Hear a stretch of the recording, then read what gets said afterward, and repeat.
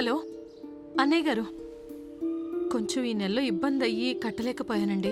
వచ్చే నెలలో 2 కలిపి కట్టేస్తాను. రే బాలాజీ, అమ్మా, నీ ఉద్యోగ ప్రయత్నాలు ఎక్కడి దాకా వచ్చాయిరా? ఎవరి దగ్గరికి వెళ్ళి పని అడిగినా మినిమం ఎక్స్పీరియన్స్ కావాలంటున్నారు. పోనీ ఏదైనా పార్ట్ టైం జాబ్ అన్నా చెయ్యొచ్చు కదా.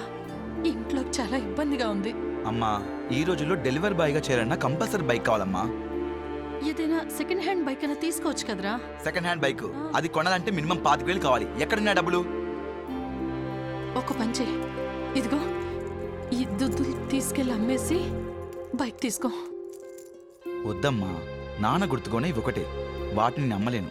అమ్మొద్దురా, ఎక్కడన్నా తాకట్టు పెట్టి డబ్బు తెచ్చి బైక్ తీసుకో. నువ్వు దేనిలో ఒక దానిలో జాయిన్ అయిన తర్వాత అప్పుడు ఇడిపించి నాకు అమ్మలు నాకు తెచ్చివ్వు, సరేనా? వద్దమ్మా.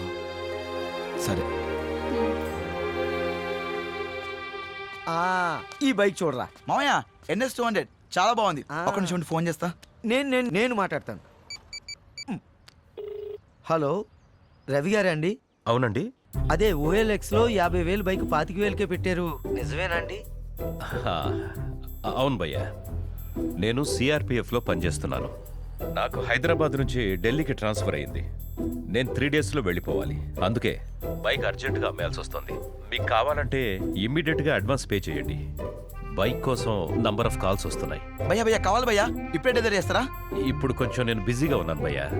ఒక 10,000 పే చేస్తే ఈరోజు సాయంత్రమే మీకు పార్సల్ చేస్తాను.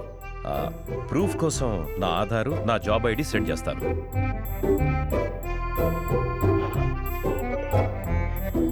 Aadhaar card, job ID proof పంపించాడు రా, జెన్యూన్ పర్సన్ లా ఉన్నాడు. మళ్ళీ మిస్ అయిపోతాము. ముందు డబ్బులు ట్రాన్స్ఫర్ చేసేయి. 10,000 కొట్టే చెప్తా, నా నెంబర్కి కుట్టు. ఓకే,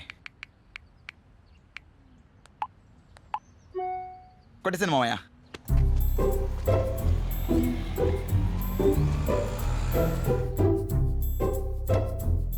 భయ్యా, సార్ రవి గారు, మాది CRPF కాబట్టి మా బండి CRPF క్యాంటీన్ నుంచి బయటికి రావాలంటే దానికి ఓ 5,000 పే చేయాలి. సరే సార్, ఓకే సార్. మనకు బండి కావాలి, ఎలాగో డబ్బులు పే చేయాలి కదా. ఇంకో 5,000 కదా, కొట్టే.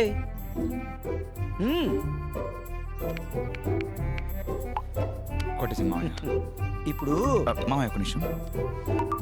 మామయ్య బైక్ అతను మాట్లాడు. సార్, నేను ఇప్పుడే బండి పార్సల్ చేయించాను. 2 రోజుల్లో మీరు ఇచ్చిన అడ్రస్కి వచ్చేస్తుంది. డెలివరీ అక్నాలెడ్జ్మెంట్ వాట్సాప్ చేస్తాను. ఇమ్మీడియట్గా బ్యాలెన్స్ అమౌంట్ సెండ్ చేయండి. Okay sir, thank you sir. మామయ్య బైక్ పార్సల్ చేశారంట. ఇది రిసిప్ట్ కూడా పంపించారు. ఆ మిగిలిన బ్యాలెన్స్ కూడా కొట్టేమన్నారు.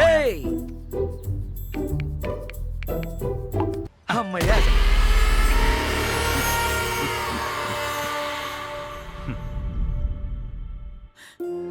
ఎంత పని చేసావురా. CRPF అధికారని చెప్తే నమ్మానమ్మా. బైక్ పార్సల్ చేస్తారని చెప్పి డబ్బులు మొత్తం కాజేశారు. కష్టపడి రెక్కలు ముక్కలు చేసుకొని సంపాదించిన సొమ్మునంతా ఇలాంటి వాళ్ళు వచ్చి రాబందుల్లా కాజేస్తున్నారు. వదలకూడదు, వాళ్ళని ఊరికే వదలకూడదు. పోలీస్ కంప్లైంట్ ఇవ్వాల్సిందే. రే బాలాజీ, పదరా పోలీస్ స్టేషన్ కి కంప్లైంట్ ఇద్దారా.